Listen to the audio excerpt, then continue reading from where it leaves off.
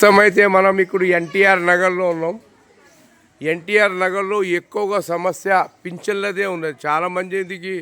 చాలామంది పింఛన్లకి పింఛన్ వస్తలేదని ఆవేదన వ్యక్తం చేస్తారు.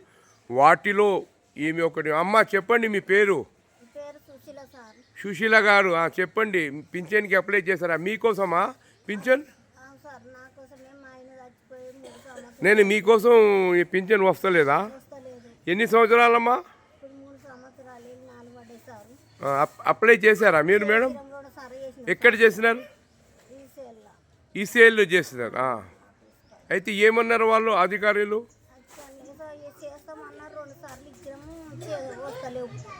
అంటే వస్తలేరంటే ఇల్లు మారారా లేకపోతే?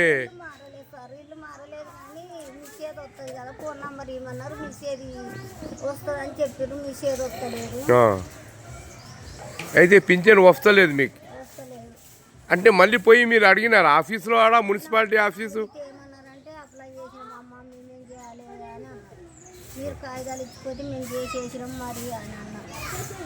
ఈ కాగితాలు ఉన్నాయా మావి? కొద్దిగా చూపిస్తారా మాకి?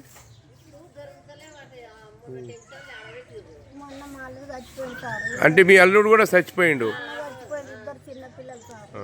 అల్లుడు కూడా చచ్చిపోయిందంట. ప్రస్తుతానికి అయితే ఆ కాగితాలు వాళ్ళ టెన్షన్లో ఉన్నారు.